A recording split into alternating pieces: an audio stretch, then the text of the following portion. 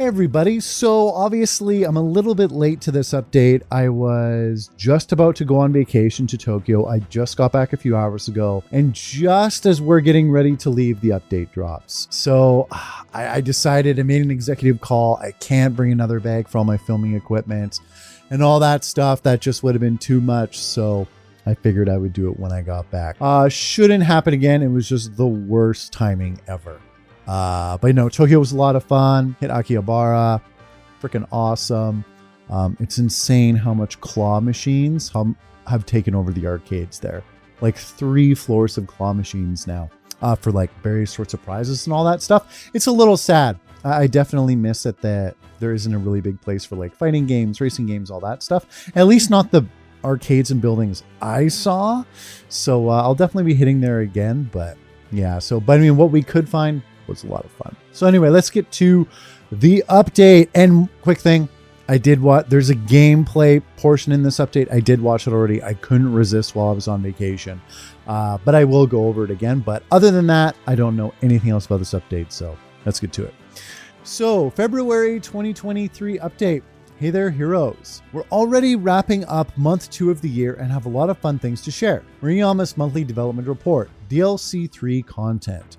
The poll DLC 3 that we mentioned in the last update is closed and its content has been decided. DLC 3 will focus on the story of the Skeleton King, Marcus. I think I already knew that before this update. At least the way the voting was going, it was pretty much by far and away the one with the most votes. We'll focus on the story of the Skeleton King Marcus and a mysterious young girl named Milana, who somehow share a history with an old, once prosperous kingdom. Yeah, that just sounds super intriguing to me. Marcus was actually a character selected by backers during the Kickstarter campaign, which is probably why so many felt such a strong connection to him. I think true that, and it just sounded like the best DLC, I think, to a lot of people. We honestly had no idea which direction the vote would go, as some of the proposed concepts included characters that have already appeared in Eiyuden Chronicle Rising, such as Yugo and Malor. Not only that, but each option had something of a theme to it. Story 1, Tales of the Yokai Hunt, has a focus on the Far East, with Japanese-centric elements such as ninja and samurai, which was cool. Conquest of the Sands, this is my number 2 pick, is a desert-themed hard-boiled tale with Middle Eastern-inspired characters and sharkmen. Story 3, Elden Magics, was the winning selection and tells the tale of a kingdom long abandoned that may hold clues to the secrets of rune lenses. Oh yeah, I'm eating up that DLC premise already. Story 4, Kings of the Neighborhood, would dive into a story all about overcoming adversity through minigame-esque competitions and such, giving the townsfolk and store owners their chances to be in the spotlight. Yeah, the merchant characters just never held as much intrigue for me when it comes to these types of games. I'm sure it does for a lot of people out there, but Story 5, Magical Girls Assemble, would have brought together classical magical girl and super Sentai archetypes like those seen in Sailor Moon and Power Rangers. In terms of story, I thought Kings of the Neighborhood would have been interesting, but the characters were a little weak. Oh, okay, there we go. It kind of admits it. That being said, I would have used Frida from Eiyuden Chronicle Rising as the main character. I always like to participate in the 100 Heroes chat on 100 Heroes Discord channel on the weekend following that month's Kickstarter update. I was really happy to see everyone chatting about their concerns and feelings surrounding each proposed story. I'm often asked if we'll make any of the proposed stories that weren't selected. I wonder, LOL. Possibly in the future. J Diary Volume 8. Hello, Murakami J here. Good news. I'm finally seeing the light at the end of the tunnel in my endless pixel art creation journey. Congrats to me. I've been making games for a long time, but I've never had to create pixel art for so many endless days before.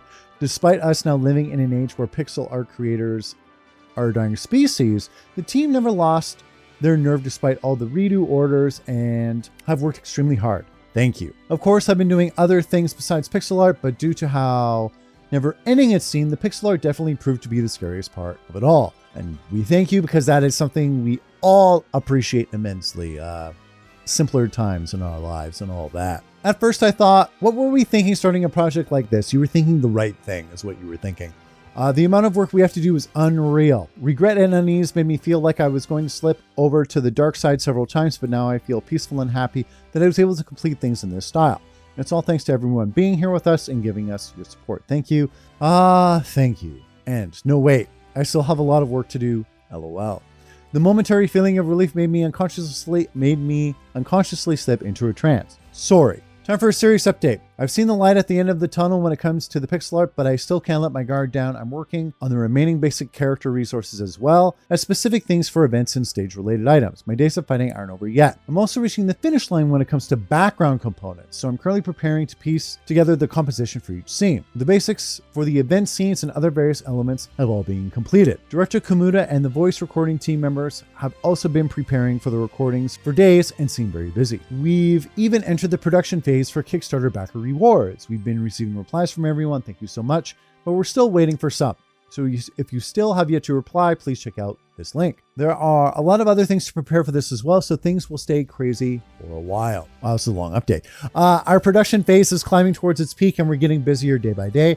Everyone is harrowed by their own deadlines, and we want to make sure we don't panic, give up, or compromise so that all the effort we put into this so far doesn't go to waste. Well, that reminds me, since we're nearing the end of our pixel art production, I decided to release a character video in this update.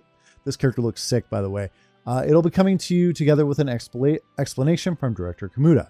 It doesn't have voices yet, but I hope we can continue to show you in-game content now and then that doesn't spoil anything up to the time when the game is finally released. I hope you're all excited for Murakami J. Okay, that's super promising going forward. We should be getting stuff hopefully every month from now on, since they are over 2 years now into development. Kamuda D's sneak peek. Kumu Nishiwa, Kumu Banwa, Director Kamuda here. You remember the glimpse section I mentioned in last month's member comments? The title is Kamuda D's sneak peek, Jay's idea. Nice. In this month's issue, we'll show you a glimpse of a fresh out of the oven full-length skill attack as producer Jay mentioned earlier. Now let's take a look at this. Doesn't have any audio yet, but yeah, so we get the one character, the martial artist here doing the special attack, but we also get another character. The bottom here looks like a brunette in a dress. Don't really get to see her in action. We haven't seen her revealed yet, but this martial artist, definitely loving the aesthetic. Love kind of like the very sharp looking blonde hair, and the pose is kick-ass too. Yeah, just loving the standing on one leg with the kind of come at me bro pose. So good. And I love kind of like the huge red braid she's got going on. Yeah, and her combo attack looks pretty freaking good. Now, I'm having a hard time seeing what this other character on the bottom here below the martial artist is wielding in terms of a weapon. I'm guessing a staff or something, just by the fact that it looks like she's wearing a dress. Maybe I'll get a better look at it in editing. But no, super happy with another martial artist character. I was really hoping we get at least one more aside from Leanne, even though she looks really good as well. So no, looking sick. All right, so back to it.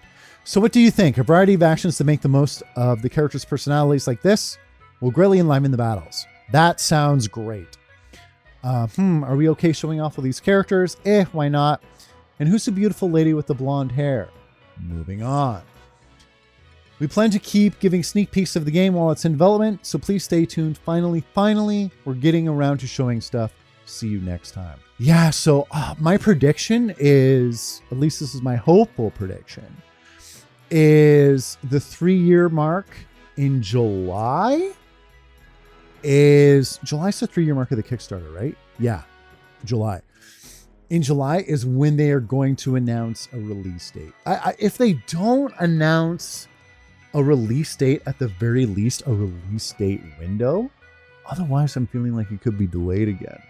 I really hate putting that into the ether or whatever, but I feel like July would be a really good time for them to announce something with the release date. I'm not expecting anything before then. But no, what do you think of the update, everybody? Sounds like they're going to be keeping to that commitment of more characters and stuff going forward.